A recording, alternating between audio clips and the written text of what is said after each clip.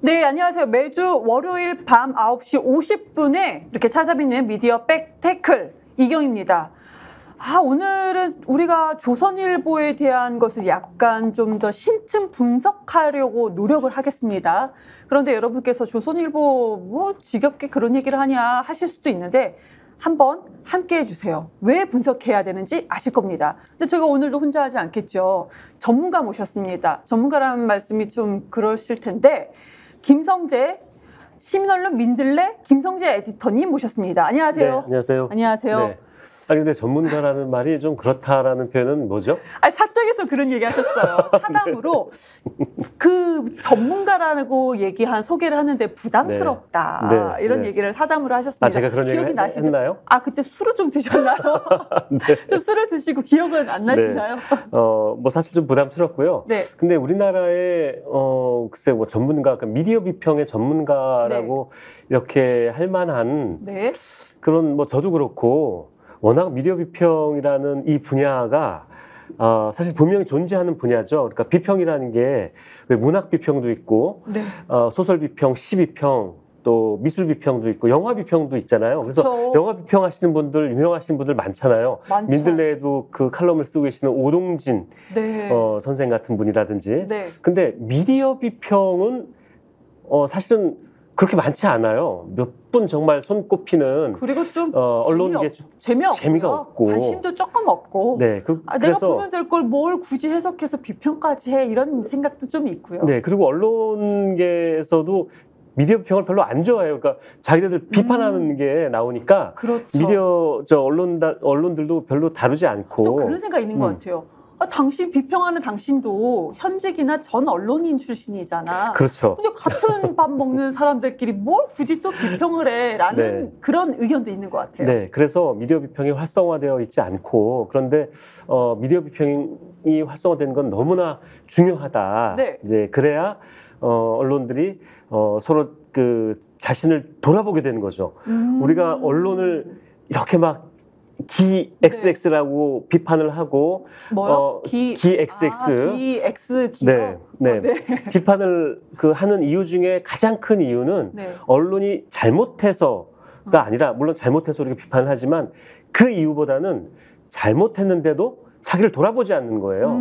성찰하지 않고 반성하지 않기 때문에 저는 그 기 XX라는 이름이 붙어졌다. 네.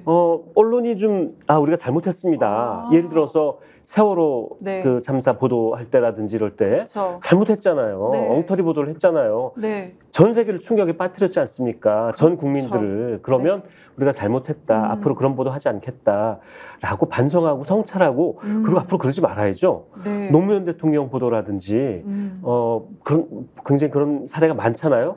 네. 근데 자기를 돌아보지 않고 반성하지 않고 계속 반복해요. 그러니까 참다 못한 국민들이 기 XX라는 그런 멸칭으로 그냥 언론을 부르게 기레기라고 됩니다. 해주세요. 뭐 이렇게 네? 혼자 고급진 척을 하세요. 그냥 기레기. 네. 기레기. 네, 그럼요. 네. 그냥 그렇게 하셔도 되지 근데 않아요. 뭐 이렇게 겁을 먹고 그러세요. 기레기라는 말을 저도 사실은 쓰고 싶지 않아요. 쓰지 말자고 주장하는 사람들도 있고. 비평가들이 한 게 아니잖아요. 국민들 그렇죠. 입에서 입으로 전해지는 그렇죠. 뭐 SNS에서 네. 이렇게 전해지는 거잖아요. 뭐 저는 근데 써도 된다고 생각. 저도 언론인 출신이지만 네. 물론 우리 선배님 옆에서 뭐 언론인이라고 하기에는 정말 경력이 너무나도 그렇지만 그래도 네, 쓸 때는 써야 된다. 국민들이 쓰시보다. 저도 동의해요. 네. 이런 멸칭을 부르는 것에 대해서 네. 동의해. 그래야지 우리들이 이렇게 국민들한테 욕을 먹고 있구나라는 그쵸. 사실을 알거든요. 네. 근데 이제 일부 어떤 언론 학자들이라든지 네. 또 이제 저처럼 언론에 대해서 비판하시는 그 분들이 그래도 좋은 언론인들도 있는데 좋은 기자들도 있는데 많죠. 오히려 많이 있잖아요. 많아요. 네. 비율로 따지면 훨씬 많아요. 정말 노력하고 기레기 언론인이 몇 명 안 되는 거예요. 네. 좀 이따 이제 기레기 언론인 이제 얘기하실 거잖아요. 네. 그래서 가능하면 기레기라는 표현을 써서 그 좋은 기자들까지도 이렇게 의기소침하게 하고 위축되게 하고 네. 그분들이 언론계를 떠나게 한다든지 그러지 않았으면 좋겠다라는 생각으로 그 멸칭을 쓰지 말자라고 이제 이야기를 하는 거예요. 근데 우리가 이제 공감합니다. 또 그 말도 일리가 저는 있다라고 생각을 해요. 공감합니다. 네. 그렇지만 저도 그래도 언론에 있었던 사람으로서 공감을 하고요. 네. 제가 집회 장소 나가거나 많은 그 국민들을 만났을 때, 특히 이제 집회 장소에 나오는 국민들을 만났을 때, 네. 그 심정으로는 솔직히 공감을 못하겠고요. 그러니까요. 그렇습니다. 네. 그리고 이제 계속 이렇게 오늘 이제 얘기할 조선일보의 네. 이런 기사들 네. 보면 그 말을 네. 정말 안 쓸 수가 없잖아요, 사실은. 솔직히 기레기라는 말이 제가 오늘 우리가 네. 나눌 이야기 그 방송을 준비하면서는 기레기라는 말이 제가 오늘 뵙는 가장 고급진 단어. 고급진 단어다. 가장 네. 엘레강스한 수준의 단어이 아닌가. 정말 욕 빼고는요, 여기까지 다 올라왔어요. 이거, 네. 이게 현실인가, 이게 소설인가라는 생각이 들었습니다. 엘레강스, 네, 네, 좋습니다. 네. 엘레강스라는 표현 오늘 아니, 굉장히 그런데요. 엘레강스하네요. 네. 제가 저희 방송을 좀 재밌게 해라. 자꾸 그러셔가지고 제가. 그래서 학원 다니신다면서요? 네? 학원 다니실 생각이 있다면서요? 아니, 스픽스 대표님께서 저한테 아주 심각하게 이경, 내가 그 돈으로 내가 등록을 시켜줄 테니까 네. 이경 개그학원을 좀 등록해봐. 그래서요, 이번 주부터는 저는 개그학원은 등록할 생각은 없고 결론은 없고 저의 본연의 모습을 그동안 좀 감추고 있었어요. 본래의 모습이 또 따로 있었군요. 저희 아이들은 네. 저 엄마 웃기다고 그래 줘요. 그리고 네, 저희 네. 후배들도 이제 언론사에 네. 있을 후배들도 선배 되게 웃긴 선배야 그런 얘기를 네, 해줬기 네, 때문에 네. 근엄하지 않고 그냥 약간 나사 빠진 저의 본래의 모습, 그냥 아주 평범한 거의 본래의 모습으로 편안하게 네. 나사는 조금 조이고요. 나사 빠진 네. 모습. 약간 좀 편안하게 진행을 해볼까 합니다. 네, 네. 기대하겠습니다. 네, 나사 빠진 모습. 그냥 지금과는 좀 다른 정말로 일상적인 모습으로 한번 해볼까 합니다. 네. 자, 우선 그 얘기를 좀 하셨으면 뭐를요? 좋겠는데요. 지금 오늘이 마침 네. 그 MBC 그거 먼저 하실까요? 뭐 지금 오늘 그 결정문이 나왔는데 그냥 짧게 그 말씀을 우리 얘기하고 넘어가는 게 좋지 않을까 싶어서. MBC에서는 서울행정법원 결정에 대한 입장문이 나온 바가 있습니다. 그런데 네. 거기서 조금 더 구체적으로 덧붙여서 설명 부탁드립니다. 네, 오늘 행정법원에서 이 두 팀에서 소송을 제기를 했죠. 뭐냐면 방통위에 2인 방통위에 MBC 대주주 박문진 이사 네. 임명 네. 효력 정지 가처분 소송하고 또 그 임명 무효 소송을 냈거든요.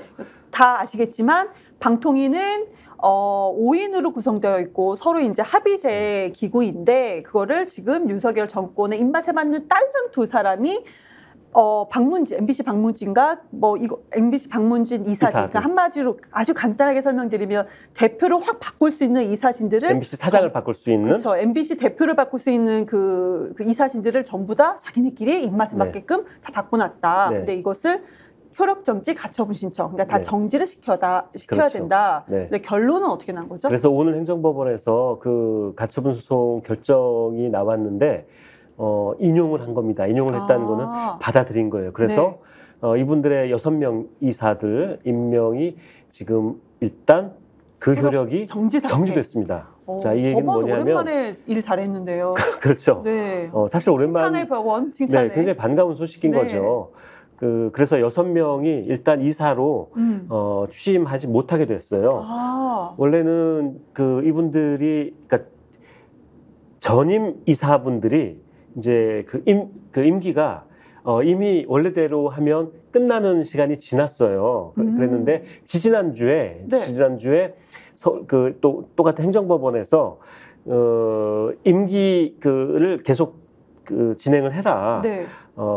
임명을 소송을 가처분 소송을 냈을 때 그 소송을 원래는 지지난주 9일인가 그랬죠. 8월 9일 날 하기로 했던 거를 26일로 연기하면서 그때까지 계속 원래 임원들이 임기를 지속해라라고 이제 했죠. 그리고 오늘 이제 효력이 새로운 임원들, 새로운 임원들의 효력을 시작할 것인가 말 것인가 그렇죠. 효력이 있는지 없는지를 오늘 결정을 한 겁니다. 결정을 그렇죠. 했는데 일단 그 임명은 효력이 없다. 정지시킨 거예요. 우선은 KBS는 정말로 우리가 기미가요가 나올 정도로 입맛에 맞게끔 바꿔놨는데 MBC도 시도했지만 MBC는 지금 제동이 걸린 상태. 제동이 걸린 상태입니다. 그래서 지금 이 결정문에 대해서 MBC도 그렇고 또 여러 이진숙 방통위원장을 반대했던 네. 반대했던 여러 언론 단체들에서 뭐 환영 성명도 내고 했습니다. 그러면서 네. 이제 그거죠. 2인 방통위의 위법성을 법원에서 인정한 거다. 자, 그럼 2인 방통위에 물론 본안 소송이 남아 있습니다. 본안 네. 소송이 남아서 네. 그 소송일이 길이 언제 잡혀있는지 거기까지는 지금 잘 모르겠어요. 아직도 네, 네. 안 나온 것 같아서. 그래서 본안 소송에도 아마 이 그 효력 정지가 영향을 미치지 않을까라는 생각을 하는데요. 본안 소송에서 만약에 승소를 하게 되면 네. 그러면 6명 임명한 게 다 무효가 돼 버려요. 그래서 다시 해야 되고 자, 그렇다면 이거는 그 MBC 방문진 이사 6명을 새로 뽑는 것뿐만이 아니라 지금까지 2인 방통위 체제에서 했던 네. 여러 가지 결정에 대해서도 영향을 미칠 수가 있어요. 그래서 YTN을 그 유진그룹에 넘겼던 그렇죠. 그 2인 방통위, 네. 또 KBS 지금 이사도 마찬가지고요. 네, 네. 이런 것들이 지금 다시 무효가 될 수도 있지 않을까 모르겠습니다. 법리적으로 뭐 제가 법조인은 아니라서 정확히 네. 모르겠지만 그런 그 어떤 변화에도 굉장히 영향을 미치지 않을까라는 생각이 들어서 지금 오늘 내려진 행정법원의 이 결정이 굉장히 큰 의미가 있다. 그리고 윤석열 정부의 어쨌든 이 방송 장악, 본인들은 이제 방송 장악이라고 하진 않죠. 참 그것도 궤변인데 방송을 아니 이명박 정부 때도 이랬고 다 이렇게 이걸 방송 장악이라고 우리가 다 불렀어요. 네. 왜냐하면 방송 장악이니까 정권의 네. 방송 장악이니까.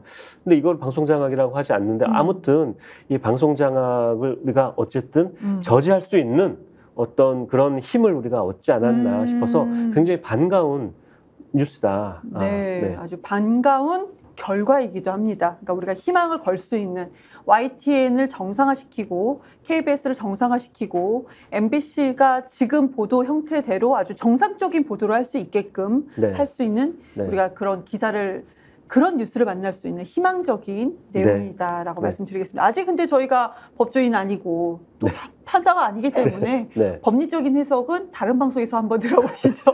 네. 아무튼 우리는 미디어로서 이거를 그 방향성과 우리가 예측할 수 있는 방향성을 한번 지금 논의해봤습니다. 아주 네. 기분 좋은 소식으로 우리가 시작을 했는데요. 이제는 기분이 전혀 좋지 않아요. 여러분들께서 지금부터 조선일보의 논설위원과 전 국정원 직원이 나눴던 대화 내용을 하나하나씩 전 이거를 좀 구체적으로 다뤄볼까 합니다. 네. 제 입이 더러워질까 봐 그동안은 이런 네. 내용을 제가 교양이 떨어져 보일까 봐 네. 이런 내용을 다루지 않았었는데 오늘 한번 다뤄보겠습니다. 자, 조선일보 현직 논설위원입니다. 현직 논설위원이에요. 그리고 전 국정원에서 대변인실에 있었던 직원이 국정원이에요. 그 엄청난 국정원 직원이. 국정원 직원도 네. 현직 아니에요?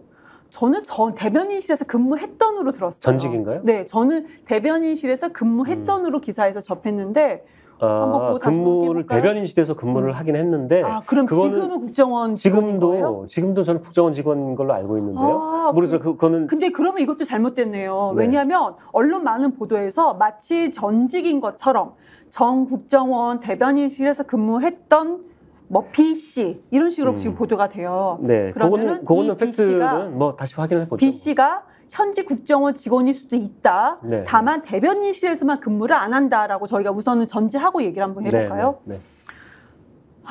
이거 어디까지 이거 저한테 해야 될지 그래서 모르겠는데요. 이게 그 미디어 오늘이 특종을 한 거죠. 단독 단독으로 기사를 먼저 쓴 했죠. 거죠. 네. 그래서 저도 사실은 정확한 내용을 몰랐고 미디어 오늘 네. 보도를 보고 알게 됐는데 그래서 제일 먼저 궁금한 게 보통 사람들이 그렇잖아요. 그럼 누구냐? 조선일보의 논설위원 A씨가 누구냐? 이게 제일 궁금하잖아요. 그래서 저도 그랬죠. 이 논설위원이 아세요? 누구냐 질문하기 전에 이 사람이 쓴 칼럼이나 네. 그게 뭡니까라고 제가 여쭤봤었죠. 근데 그 얘기를 하면 누군지 밝혀지잖아요. 네, 안 돼요?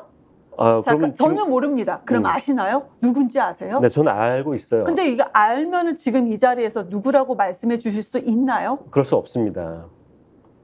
같은 언론인이라고 안 되나요? 아니, 왜 안 네. 돼요?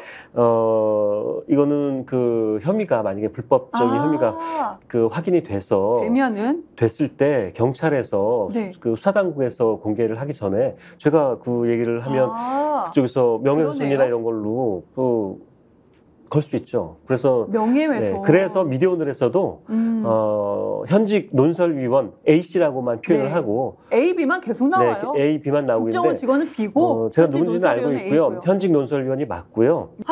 이런 인간이 지금 세상에도 있는 건가라는 생각이 들었어요. 이거 진짜 좀 더러웠어요, 내용이. 그러니까 한마디로 이 논설위원과 현직 논설위원과 국정원 직원이 서로 간에 SNS 주고받습니다. SNS 아니고 문자입니다. 아니, 문자를 주고받. 네. 문자요? 네, 문자입니다. 아무튼 텔레그램이나 카톡이 아니고 그냥 문자. 네, 문자. 문자를 주고받는데 네. SNS 헛나온 거예요. 네. 기자들의 SNS 공개했던 사진 같은 거 있잖아요. 네. 그 본인들이 찍었던 사진인지는 그거는 언론에서는 저는 못 봤어요. 근데 여성 기자들이 본인 SNS에 올렸던 사진을 서로 주면서 거기에 글을 막 더러운 글들을 서로 주고받습니다. 네. 문자로. 저도 정말 깜짝 놀랐어요. 이 그 미디어오늘에서 공개한 건데 미디어오늘에서 이 내용을 공개하면서 그 우리 노지민 기자, 미디어오늘 기자인데요. 그 노지민 기자가 이걸 다 이렇게 일일이 이 입에 담기도 부끄러운 이 표현들을 그대로 쓴 이유를 설명을 했어요. 네. 너무나 말하자면 너무나 처참해서 이걸 공개하는 게 오히려 낫겠다라고 생각을 했다는 거예요. 자, 보세요. 처참해요. 네. A가 식사 자리에 있는 여성 기자 사진을 찍어 보내자 B가 국정원 직원이죠. 만나 보여요. 자, 또 B는 어떤 여기자의 외모를 언급한 뒤에 화장실 다녀오세요. A 논설위원이 화장실 다녀오세요 라고 하니까 B는 2번은 가야 라고 화답했다. 성적 행위를 암시하는 대화. 이거 뭔지 아시겠죠? 그것까지는 말씀 안 드리겠습니다. 네. 사진을 보내고 논설위는 네네, 그렇죠. 사진을 보내고 네. 그랬더니 국정원 직원이 이런 식으로 막 서로 더러운 얘기를 맞장구를 치고 있는 거죠. 네. 보도가 된 내용입니다. 저 구강청결제 혹시 있으면 구강청결제 좀 갖다 주세요. 미디어 오늘 지금 네. 입을 좀 미디어 오늘 단독으로요. 보도가 된 내용. 단독 조선일보 논설위원 국정원 직원 여성 기자 사진 공유하며 성희롱 이 제목의 기사에 다 나왔던 것을 저희가 전혀 각색하지 않고 그대로 읽어드린 건데 더 많아요. 근데 이만큼만 했어도 정말로 저희 혹시라도 저녁에 야식 드시는 분들은 못 드실 것 같아요. 전 오늘 저녁 야식 못 먹습니다. 네. 자, 이제 이런 게 이제 미디어오늘 통해서 그 폭로가 된 거죠. 폭로가 됐는데 이제 더 문제는 이거를 조선일보 안에서 어떻게 지금 대처를 하고 있는지 이게 더 안심한 거예요, 사실은. 지금 너무 그 조선일보 국정원 직원도 마찬가지예요. 이거 안 읽어드린 것 중에 하나가 그 기자가 조선일보 논설위원이 여성 기자의 사진, SNS로 자기가 공유한 사진이에요. 그러니까 얼마나 단정하게 나왔겠어. 예쁠 수도 있겠지만 그 사진을 하면서 즐저하세요. 즐거운 저녁 하세요. 그랬어요. 뭐 거기까지. 근데 국정원 직원이 답변을 뭐라고 했냐면 여리여리하네요. 핥고 싶다. 제정신입니까? 이거 기사에 나온 거예요. 그러니까 국정원 직원도 이 뇌가 이 사람도 쓰레기인 건 마찬가지입니다. 그런데 우선은 국정원 직원은 우리가 여기에서는 비판의 논외를 하고 미디어 백태클이기 때문에 조선일보 쪽에 한번 얘기를 해봐야 될 것 같아요. 네. 조선일보의 현재까지 대응. 조선일보의 그 공식적인 어떤 반응이 나온 건 아니고 공식적인 반응이 안 나온 게 저는 웃깁니다. 네, 그 미디어오늘하고 이제 몇몇 한겨레, 경향, 민중의 소리, 굿모닝 충청인가요? 이런 몇몇 이제 다른 매체에서 미디어오늘 이 특종 기사를 같이 보도를 했죠. 받아서 보도를 했는데 그 다른 기자들이 이제 질문 물어봤을 거 아니에요. 미디어오늘 기자도 물어봤고 조선일보가 이 문제에 대해서 어떻게 대응을 하고 있느냐라고 했더니 진상을 조사 중이다라는 이야기만 하고 그 뒤로 아무런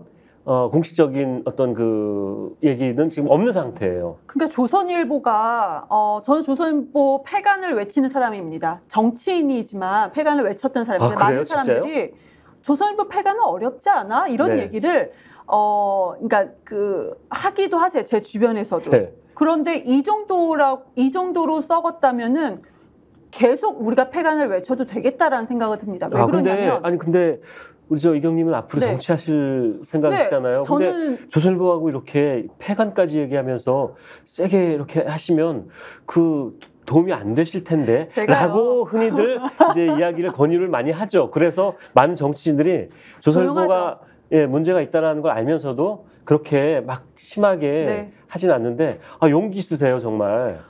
저 조선일보한테 많이 당했던 일이었어. 네, 뭐 그런 경험이 아니 여긴 있으시죠? 저도 없는 정보를 네. 법원에서 저도 못 받은 정보를 네. 조선일보나 TV조선은 재판부에서 직접 받아가지고 단독으로 해요. 저도 못 받은 거를. 네. 그래서 여긴 폐간이 답이다. 네. 물론 개인적인 이런 일을 겪기 전에도 저는 조선일보는 폐간이 답이다고 생각을 했습니다. 왜 그러냐. 네. 이번 사건에서 또 왜 그런지 다시 한번 제가 또 느꼈던 게 이런 끔찍한 일을 서로 주고받은 게 나왔어요. 그러면 이거를 사내 규정에 이런 게 있을 거 아닙니까? 사내 규정에 의해서 아주 정식적인 조사를 해야 되는 거 아니겠습니까? 근데 지금까지 우리가 언론 보도에 나온 걸 보면 그 얼마나 많은 기자들이 질문을 했겠어요. 그랬더니 조선일보 측에서 뭐 노조를 통해서 저희가 접한 것은 사실관계 조사 단계이다. 그런데요, 우리가 이 이야기가 거의 일주일이 지났어요. 이 보도가 나온 지 거의 일주일이 지났어요. 그렇죠. 그렇게 됐죠. 일주일이 지났는데 사실관계, 정식 조사가 아니고 사실관계 정도 조사 중이다. 네. 아니 이게 제정신입니까? 이거 몇 시간이면 확인 다 될 거 아니에요? 이게 그럼 문자 보면 제정신이에요? 되잖아요. 네. 아니 사실관계는. 그 정도면은 솔직히 그 기자는 그래요. 논설위원은 현재 내가 그게 없어. 우리 포렌식 있잖아요. 포렌식. 네. 아니 사설 포렌식도 있어요. 그렇죠. 사설로도 네. 네, 가능하죠. 아니 그럼 조선일보에서도 그러면은 당신이 이 결백하다는 거 당신이 한번 자료 가져와봐. 그럼 우리 그 핸드폰 줘봐. 우리도 한번 알아볼게. 이래야 되는 거 아닌가요? 그렇죠. 네. 왜 안 하죠? 조선일보 왜 그래요? 왜 안 합니까? 그걸 저한테 물어보세요. 왜 안 한다고 생각하세요? 왜 안 하냐 하면 저도 짐작하는 거죠. 추정만 하는 거죠. 네. 아마도 우선 이랬을 거예요. 그러니까 조선일보의 그동안에 조선일보의 그 내부의 문화라고 할 수도 없고 그 관행? 이런 거를 쭉 봤을 때, 그리고 조선일보의 기사들을 그동안 이런 성 문제나 성 비위 문제나 이런 거를 보도하는 태도로 봤을 때 아마 이렇게 생각했을 겁니다. 조선일보 경영진도 그렇고 네. 고위급 간부들도 아니 이거 그냥 개인적으로 남자 둘이서 개인적으로 주고받은 건데 이게 왜 문제가 돼? 이렇게 생각을 했기 때문에 이게 문제가 될 게 아니다라고 그렇게 아마 1차적으로 생각을 했을 거예요. 그래서 저는 그러니까 제 짐작이에요. 그럴 수 있겠다라는 네, 그러니까 거죠. 이 기사가 터졌어요. 미디어 터졌어요. 그래서 불렀겠지 논설위원을. 야 이거 사실이야? 그랬더니 뭐 본인은 사실 아니라고 얘기했다고 하는데 사실이 아닐 수가 없는 거죠. 자기 문자 핸드폰 여러 번 금방 나오니까. 그런데 아마 이렇게 얘기를 했을 거예요. 아니 이거 가지고 뭘 그러냐고. 아니 그냥 남자들이 이렇게 음담패설 개인적으로 이렇게 주고받을 수 있는 거지 이거를 가지고 왜 문제 삼냐라고 그 논설위원이 아마 항의를 했을 거고, 그걸 또 그 경영진에서는 그렇지 우리가 이게 공개돼서 문제인 거지 공개 안 됐으면 이게 뭐가 문제일 거야. 그게 지금 아마 이렇게 조선일보의 생각하는 현 주소예요. 그렇죠.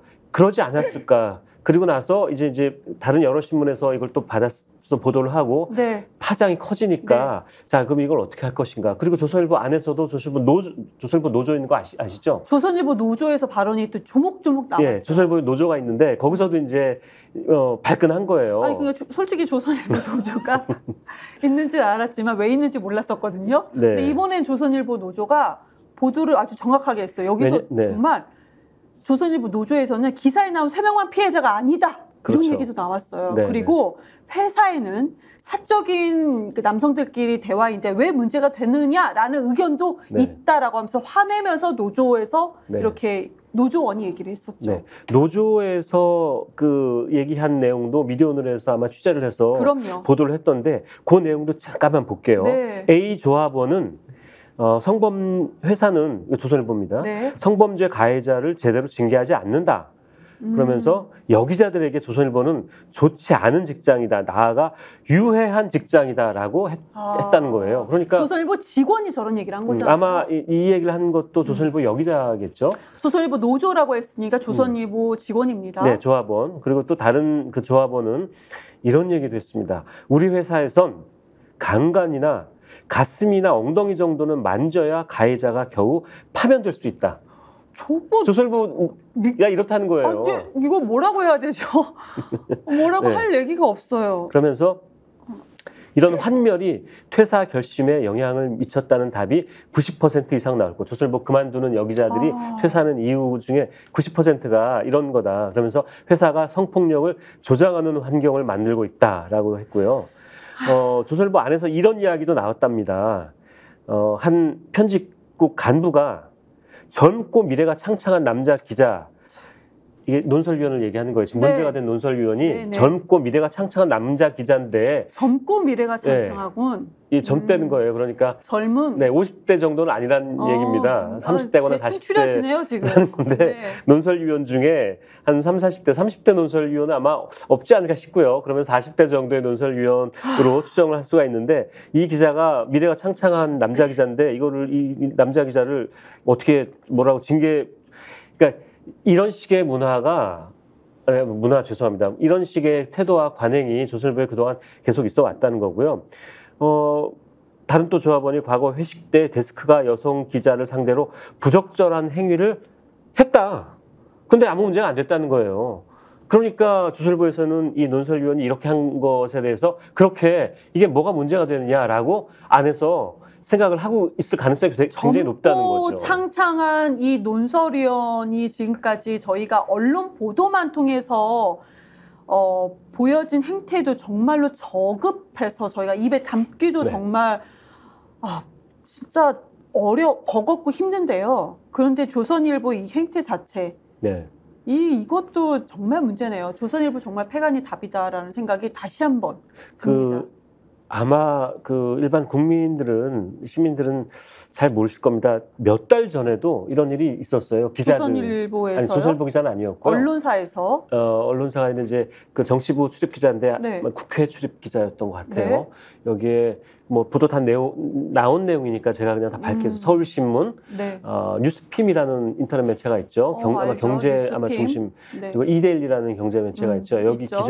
남자 기자 3명이 네. 자기네들 단톡방에서 지금처럼 여기자들 이렇게 사진을 주고받으면서 이런 비슷한 성희롱 발언들을 주고받고 했던 게 그게 또 폭로가 됐어요. 공개가 네. 됐는데 그때 그래서 이것도 굉장히 또 이 언론계 파문이 일었죠. 이 남자 기자들의 어떤 그 윤리의식, 성윤리의식이 너무나 저급하다. 이 사건이 보도되고 나서 아마 다 징계를 받았을 겁니다. 중징계를 받고 나서 그 남자 기자들은 아마 다 회사를 그만둔 걸로 알고 있어요. 그러니까 그때 또 굉장히 파문이 일었는데, 네. 그러니까 이건 사실 더 심한 말 입에 담기도 어려운 이거에 대해서 조선일보가 대하는 이 태도. 그런데 조선일보 일주일이 거의 지났는데도 이 정도다. 무슨 네, 사실과 함께 조사 중이라는 게 이게 말이 네. 되냐는 거죠. 근데 조선일보 이 논설위원 성희롱 관련해서 포털을 찾아보니까 네. 미디어오늘 단독이 있었고 국문위 충청 정도에서 조금 더 자세히 미디어오늘 단독에 대해서 좀 더 자세히 이렇게 했었고, 그리고 언론 보도가 별로 안 됐어요. 미디어스 한겨레, 경향신문, 민주개설이 노컷뉴스, 시사인 정도만 검색이 돼요. 네, 오늘 나머지는 팩트만 조금 제가 이제 방송 들어오기 직전까지 검색한 건 이 정도였습니다. 네, 신언론 민들레도 오늘 미디어 비평으로 썼는데 이제 우리는 포털 검색이 안 되니까 안 나오겠죠. 그게 이제 포털 검색. 구글 검색해 주세요. 구글에서 시민언론 민들레 검색해 주시면 나옵니다. 다음 검색은 안 되고요. 구글 검색을 하시면 나오고, 이거 참 다음 같은 경우는 네이버도 마찬가지였어. 댓글 달기가 되게 어렵고 다음에 댓글이 아예 댓글을 달 수 있는 난이 아예 없었습니다. 근데 저는요, 이거는 이제 이거 마지막 질문이 관련돼서는요. 이거 근데 어떻게 알았답니까? 서로 간에 주고받은 문자잖아요. 네. 그 기록을 국정원 직원이 내놓을 리도 없고. 어떻게 저도 그게 너무 알았던 건가요? 궁금해서 네. 취재를 해봤는데 네. 물어봤어요. 이 기사를 쓴 특정 기사를 쓴 네, 이대훈 네. 기자한테 물어봤는데 그 얘기 안 해주더라고요. 알려주지 않더라고요. 그러니까 취재원 보호 이런 건가요? 취재원 보호죠. 예, 누가 제보를 했을 텐데 네. 그 제보자가 드러나면 안 되잖아요. 그래서 저한테도 뭐 알려주지 않는데 저도 잘 모르겠어요. 정말 솔직하게. 보면은 그 두 분이 만약에 결혼했으면 배우자 같겠다 해서 모르겠다. 이걸 어떻게 알았을까? 아주 네. 그냥 궁금해집니다. 네. 네. 그러면 우리 후쿠시마 얘기를 한번 해볼까요? 네, 또 이제 조선일보입니다. 조선일보가 네. 조선일보가 홈페이지에 들어가서 괴담을 하잖아요. 후쿠시마는 죄다 괴담이라고 아주 오래전부터 꾸준히 괴담이란 말을 하고 있습니다. 지금 후쿠시마 핵 오염수 방류한 지가 1년이 됐어요. 그런데 괴담이다. 작년 8월 24일인가 26일이 아마 그때 이제 그 언론이 다 그 방송에서 보도를 했죠. 그 네. 방류하는 장면을. 그렇죠. 저는 그 BBC에서 BBC 유튜브로 봤는데 뭐 전 세계가 그 CNN도 보도를 했고 네, 했던 그 장면이 아직 저 눈에 선한데 이제 1년이 됐죠. 1년이 된 즈음에 유독 조선일보가 이 후쿠시마 오염수 관련한 이제 보도를 이렇게 막 계속 하고 있어요. 그 조선일보의 보도 내용은 다른 게 아니라 딱 그거죠. 그동안 네. 이 우리 언론들이 괴담, 이 오염수 이게 핵 오염수다. 처리수가 아니라 오염수다. 그리고 이게 굉장히 바다를 오염시킬 것이다.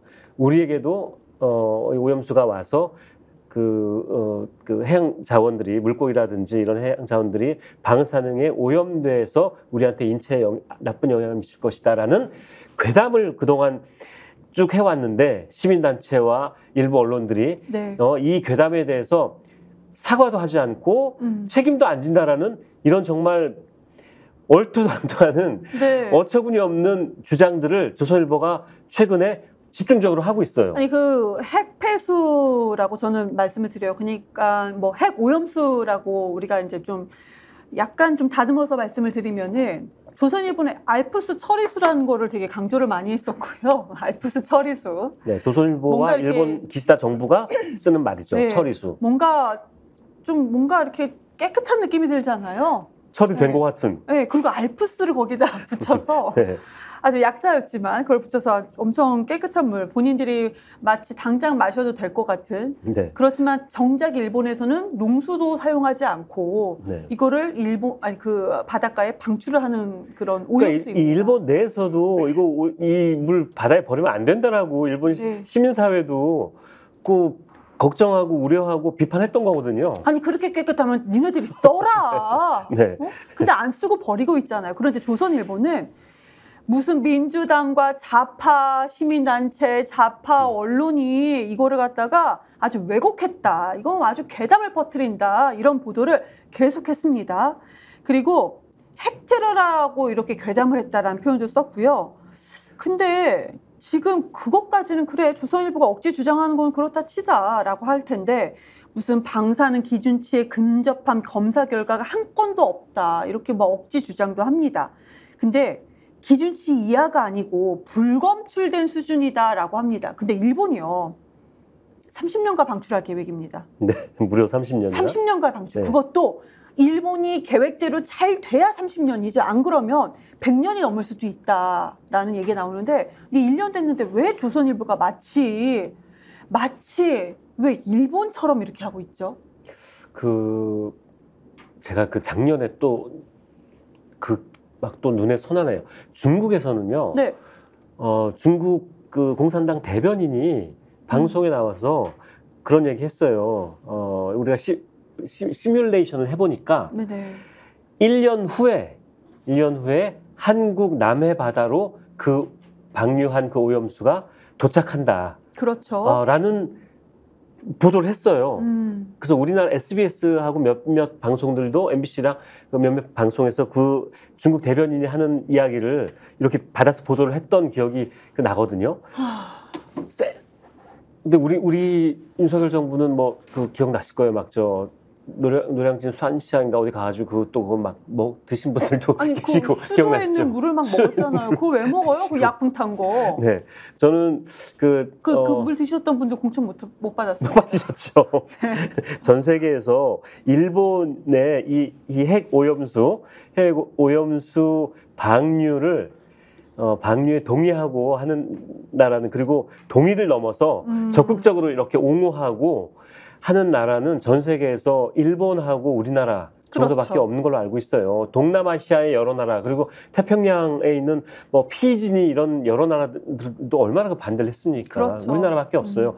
그리고 우리나라의 이런 조선일보 같은 다른 신문들도 물론 몇 개 있습니다. 있는데 조선일보는 유독 열심히 이렇게 일본의 입장, 그리고 일본의 입장과 거의 똑같은 윤석열 정부 입장을 똑같이 이렇게 열심히 이렇게 옹호를 해주고 보도를 하고 있어요. 이해가 안 돼요. 이게 그 최근에 우리 광복절 때도, 우리 지난주에도 그 얘기 많이 했잖아요. 광복절 앞두고 전후로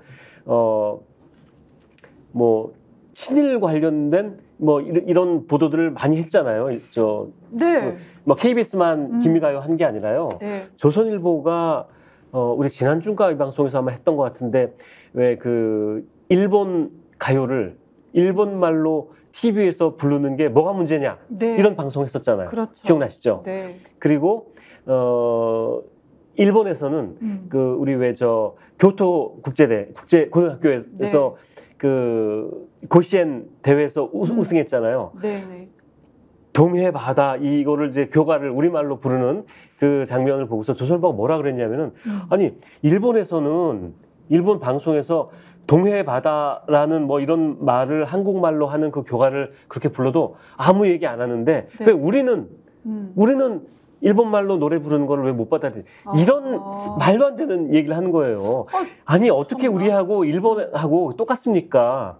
우리는 식민 지배 피해국이에요. 네. 그걸 받아들일 수 없는 게 너무나 당연하잖아요. 그렇죠. 그걸 비교를 하면서 너무 당연한 거죠. 일본은 받아들이는데 왜 우리는 그거를 마치 우리가 뭐 옹졸해서 받아들이지 못한다는 듯이 그렇게 얘기를 하고, 그리고 일본하고 그 경제 협력을 열심히 해야 되는데 왜 그것도 하지 못하는 그런 보도를 광복절날 대대적으로 보도를 한 거예요. 아니, 일본이 하고 싶은 얘기를 조선일보가 대신 광복절날 막 줄줄이 한 거네요. 근데 지금 그 말씀을 들으면서 우리 언론이라는 게 공적인 영역에 있는, 저는 사기업이라고 생각을 하거든요.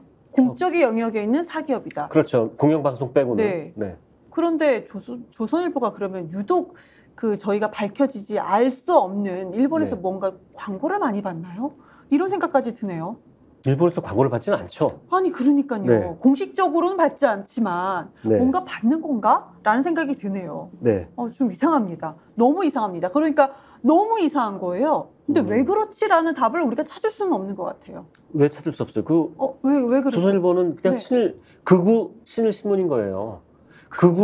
한국에 있는 극우와 친일 세력들이 있잖아요. 이 사람들을 대변하는 신문인 거예요. 그런 극우 친일 신문이 있기 때문에 그렇다. 그냥 이 사람들이 그냥 정체입니다. 아이덴티티예요. 아이덴티티라고요? 그러니까 뭔가 그래야지 자기네들이 이득을 얻는다라고 생각을 하고 그렇게 지금까지 쭉 해왔기 때문에 그냥 그 사람들이 그냥 그 본색인 거예요. 원래 얼굴인 거예요. 그래서 그런가요? 그러니까 수산물 안전성 검사를 지금 윤석열 정권에서 했는지 안 했는지 모르겠지만 조선일보는 했다고 계속 합니다. 그래서 4만 회 이상 실시를 했다라고 합니다. 그런데 여기에 지금 1조 원이 넘는 1조 5천억 원이 돈이 예산이 들어갔대요. 조선일보가 나랏돈 투입했다라고 얘기하는데 하면서 안 나가도 될 돈이 나갔지 않냐. 자, 검사했더니 지금 아무것도 검출이 아주 불검출 정도 수준으로 나왔다.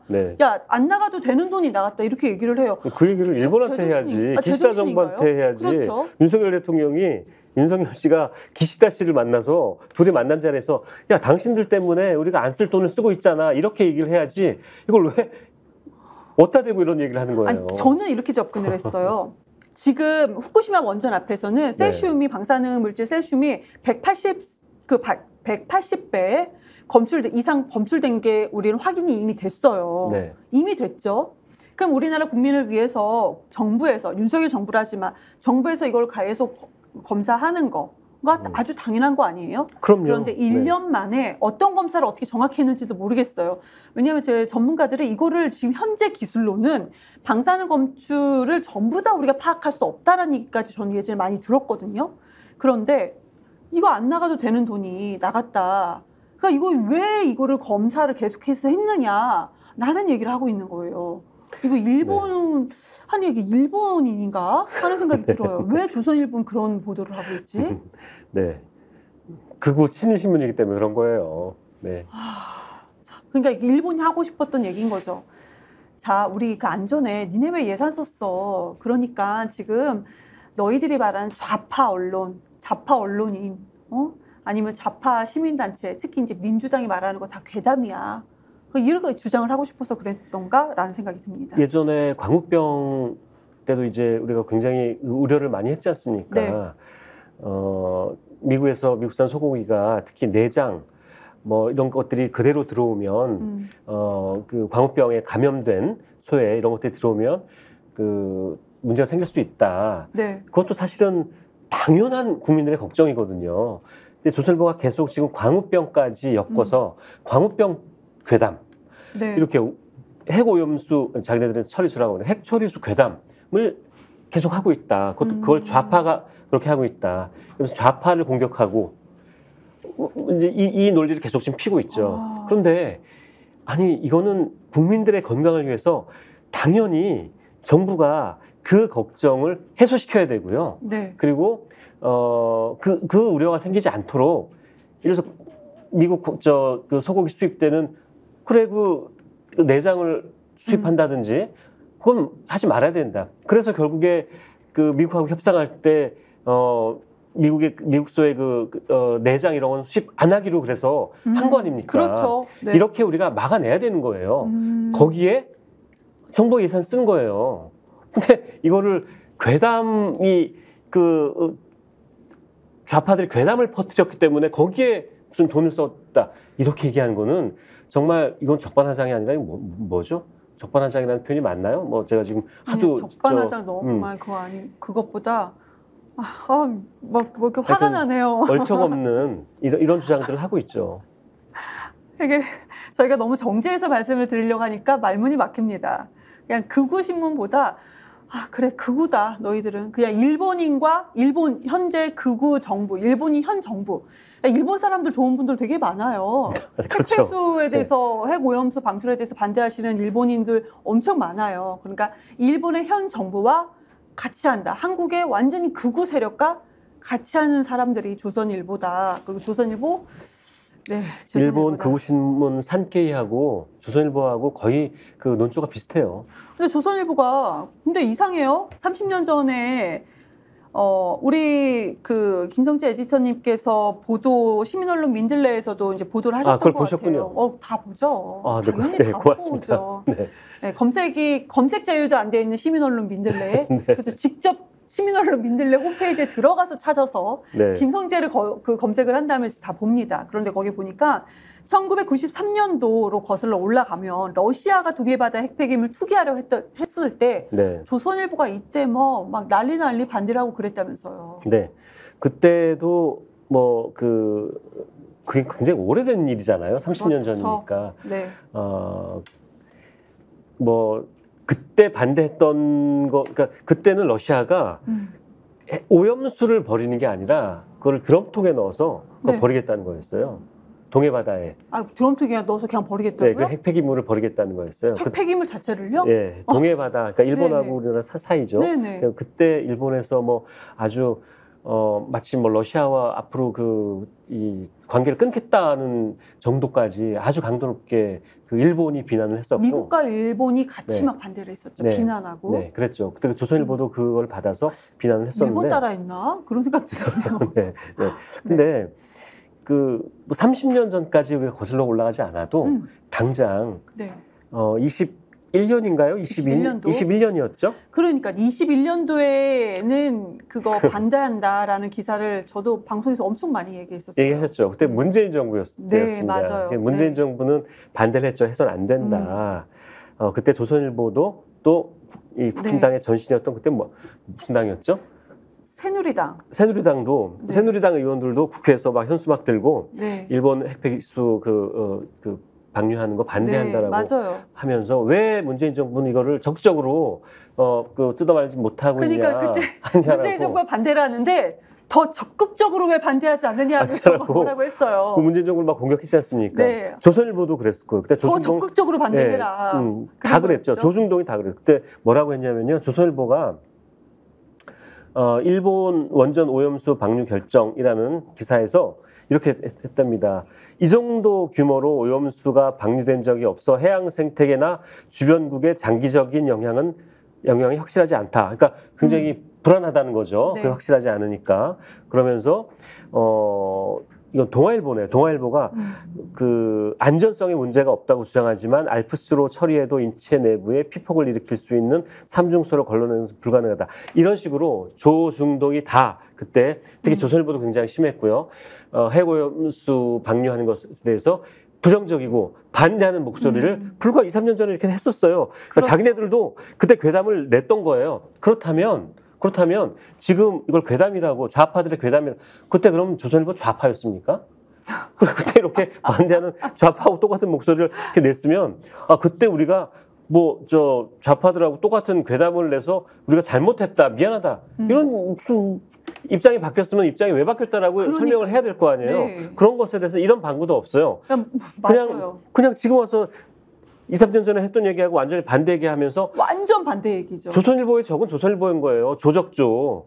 자기네들이 그렇게 말 바꾸기 예전에 그렇게 해놓고서 지금 와서 그걸 괴담이라고 하는 게 이게 너무 웃기잖아요. 조적조 패간이 답이다. 네, 패간이 답이다. 네, 조선일보 뭐 또 여러 가지가 되게 많은데 우리 그거 한번 얘기해 볼까요? 이번에 얼마 전에 21년도였었죠.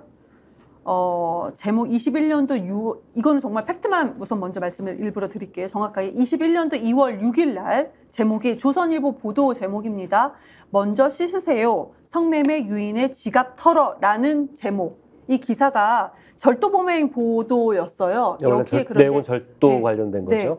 그런데 이게 이제 일러스트가 들어가잖아요. 사파가 들어가잖아요. 여기에 조죽 대표와 그의 딸 조민 씨 이미지를 지금 나가고 있습니다. 일러스트를 이렇게 사용을 했습니다. 네. 이 기사 내용은 지금 얘기하신 것처럼 절도범들인데 절도를 어떻게 하냐면은 성매매를 할 것처럼 유인을 해서 모텔 같은 데로 유인을 해서 먼저 씻으세요라고 얘기하고선 지갑을 털고 하는 그런 절도범에 관한 기사를 쓴 거예요. 조선일보가 쓰면서 보신 바와 같이 일러스트를 저렇게 넣습니다. 그 아래 일러스트가 조국 당시 이제 장관이었죠. 장관이 이제 사임을 하고 저렇게 그 배당을 메고 그 생일날 케이크를 사가지고 조민 씨 생일이었을 거야 아마. 그 생일 그 케이크를 사가지고 가는 모습을 그 이정현이라는 그 일러스트 작가가 그린 겁니다. 네, 뒷모습을 사진을 저렇게 그림으로 뒷모습을 그린 거고 그 오른쪽에 아까 보여드렸던 거는 조민 씨가 이렇게 전화 통화를 하고 그 아마 법정에 나가는 장면 사진이 언론에 보도된 건데 이 그림을 그대로 일러스트에 넣어서 마치 조민 씨와 조국 지금 대표가 진짜. 이 사건과 연관이 있는 것처럼 이렇게 오해를 불러일으키는 그런 그림을 넣은 거죠. 너무 저급하고요. 너무 저급하죠. 모욕적이고 정말 조롱을 해도 조선일보가 마음에 안 들어서 그냥 극우 일본 신문이니까 조롱을 한다 하더라도 이건 너무 저급한데요. 자, 그래서 조국 대표와 조민 씨가 소송을 했죠. 소송을 내서 소송을 했습니다. 5억 5억씩 두 사람이 이제 5억 5억씩 이렇게 소송을 냈습니다. 그 기자들과 신문사를 상대로 소송을 냈는데 그 이제 판결이 나온 거예요. 판결이 나왔는데 어떻게 판결이 났냐 하면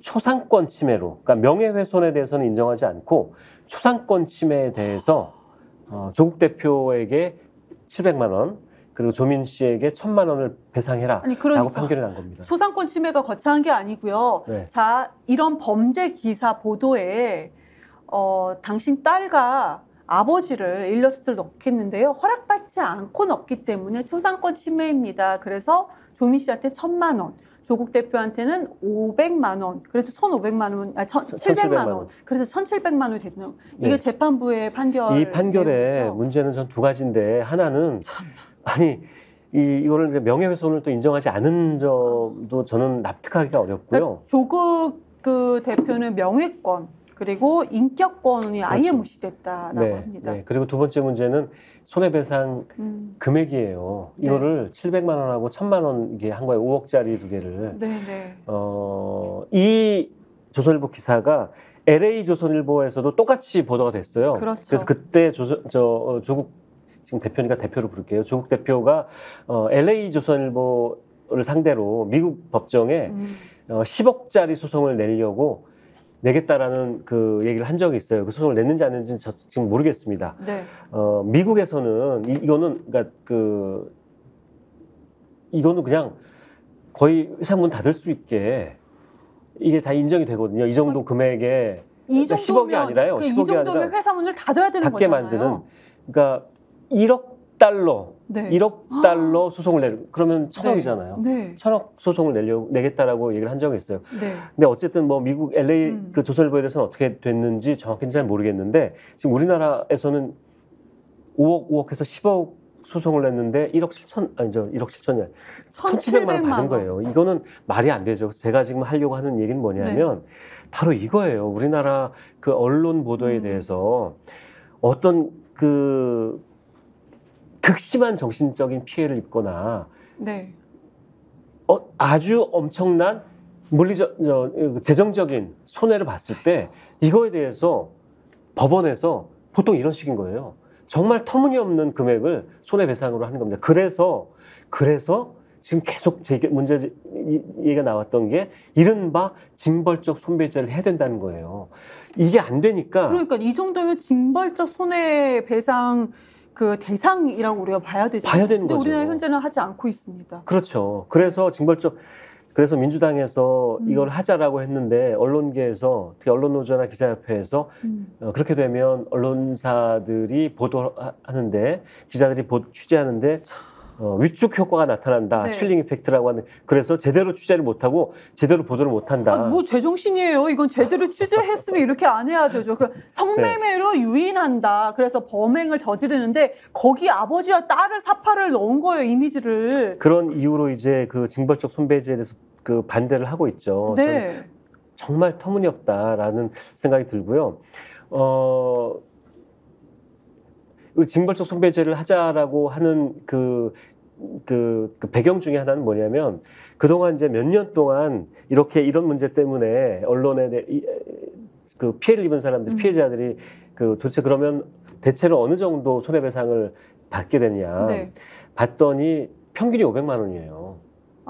겨우 이것 때문에 500만 원이요? 정말 회사가 망하거나 또는 자기 씻을 수 없는, 돌이킬 수 없는 피해를 아니, 입었는데도 그것도 승소를 했을 때 500만 원 받는 거잖아요. 그렇죠. 그 승소도 대체로 근데 잘 손해배상 못해요. 언론 대상으로 네. 내가 언론 대상으로 국민이 내가 손해배상 신고를 소송을 걸었습니다. 그 승소율이 어느 정도나 돼요? 한 30% 정도 30%요? 예, 밖에 안 돼요? 저는 알고 있는데요. 그러니까 대체로 못 이겨요. 이길 수가 없어요. 왜냐하면 이겼다 하더라도 네. 500. 법원에서는 500 정도? 그러니까 법원에서는 이런 일단 언론중재위를 가져가죠. 언론중재위에 이제 가면은 언론중재위에서 거기 이제 판사들이나 그러니까 법조인들이나 전직 언론인들이 이제 언론중재위원으로 참여를 하는데 이분들이 대체로 언론사 편을 손을 많이 들어줍니다. 그래서 야, 웬만하면 그냥 서로 그래 그 정정보도 내고 끝내라 이런 식으로 해요. 근데 실제로 정정보도나 뭐 사과보도 같은 거는 찾아보기엔 또 어려운 것 같습니다. 그런 거 이제 그 언론중재위에서 야, 정정보도 내세요라고 하면 정정보도를 내긴 내죠. 요만하게 조그맣게 그렇죠. 1단으로 내죠. 그걸로 끝이에요. 구석이 조그맣게요. 조그맣게. 아니 이렇게 표현을 이렇게 요만하게라고 이렇게 표현해 주셨는데 정말 실제 사이즈가 요만하게 1단으로 정말 요만하게. 네요. 네. 그리고 끝이에요. 그러니까 이 사람은 끝이에요? 이미 사회적으로 매장이 되거나 온 동네방네 자기 아는 사람들한테 다 파렴치범이나 이런 걸 소문이 다 나잖아요. 네. 근데 1단짜리 그 누가 그 기사를 봅니까? 그랬던 사례가 과거에 몇 개가 있어요. 제가 그 몇 개만 최근에 조선일보 사례만 네. 말씀드릴게요. 과거에 그 쿠팡 노조가 네. 이게 3년 전, 2022년 정도로 제가 알고 있는데 2022년 6월 달에 네. 조선일보하고 한국경제신문사입니다. 쿠팡 노조가 네. 본사를 점검하고 술판을 벌였다라는 기사가 난 적이 있어요. 술판. 네, 그러면서 사진도 나왔어요. 그럼 노조가 되게 비판적으로 국민들이 보게끔 보도가 된 거네요. 그렇죠. 그때가 이제 윤석열 정부가 출범한 지 얼마 안 됐었고 윤석열 정부와 조선일보가 네. 어떻게 대대적으로 보도를 했냐면은 네. 건폭 들어보셨죠? 건폭 네, 노조. 네. 그리고 노조가 그러니까 민주노총이죠. 네. 민주노총이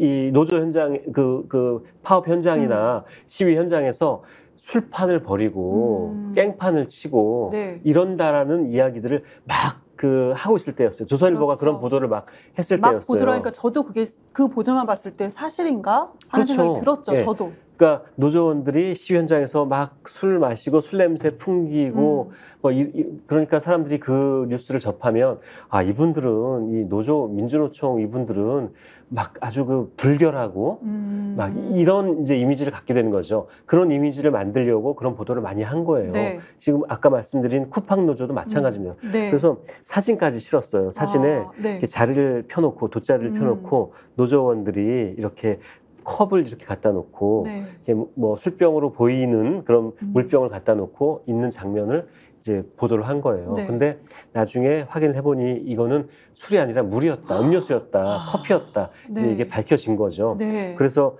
이 노조에서 쿠팡 노조하고 민주노총이 소송을 한 겁니다. 그래서 이게 받아들여진 거예요.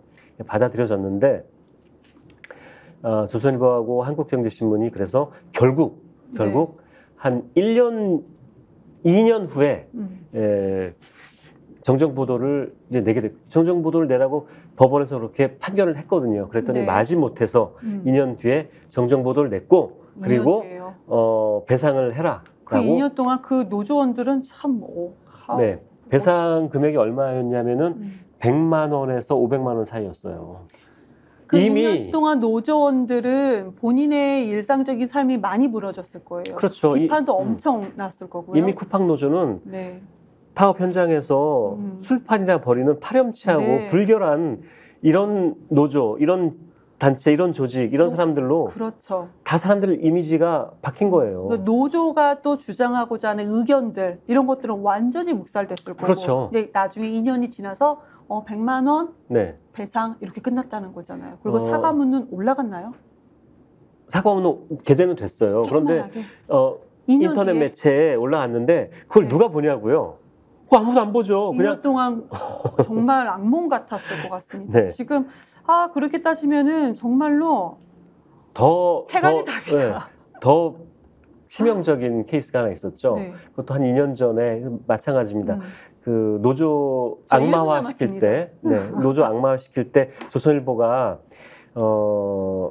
노조원 한 분이 분신 자살한 적 있잖아요. 네. 그거를 그 분신을 노조가 방조했고 그렇죠. 유서를 네. 대필했다. 이 또 기사 썼죠. 이것도 네, 이제 네. 오보로 이제 확인이 됐죠. 네, 여기에 맞아요. 대해서 아무런 사과나 이것도 없어요. 그리고 그 유가족이나 그 노조에 대해서도 아무런 피해 보상이나 손해배상이나 한 적이 없습니다. 아무튼 이렇게 다 망가지고 나서 100만 원, 500만 원 손해배상 해봐야 뭐합니까? 아니, 현장 노동자들이 특히 이제 건설 노동자들이 얼마나 답답하면 본인 몸에 분신까지 하겠습니까? 근데 그거를 그렇게 조롱하고 악의적인 왜곡 보도를 하면서 사과는 하지 않고요. 그리고 손해배상 청구를 해서 소송에 막 해서 우리가 이긴다 하더라도 겨우 100만 원에서 아주 많아요. 500만 원 정도입니다. 조선일보 패간이 답입니다. 네, 그래서 저는 그리고 조선일보 때문에라도 저는 이 징벌적 손배제를 네. 해야 된다. 그럼요. 네. 아니 지금 저희가 나눴던 이 정도는요.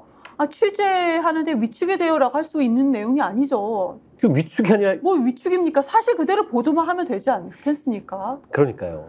아이고, 네. 시간이 다 돼서 이 징벌적 손배제에 대해서 굉장히 해야 될 일이 많은데 네. 얘기들이 많은데 그건 다음에 한번 또 징벌적 손배제 그 배상 이런 거 관련돼서는 길죠 얘기가. 엄청 길죠. 네, 얘기가 네. 많습니다.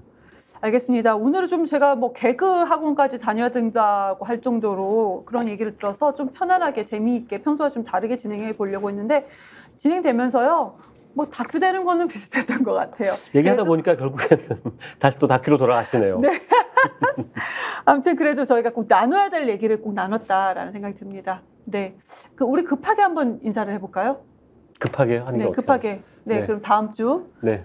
다음 주에도 매주 월요일 오후 9시 50분 미디어 백테클 다음 주에 또 뵙겠습니다. 고맙습니다.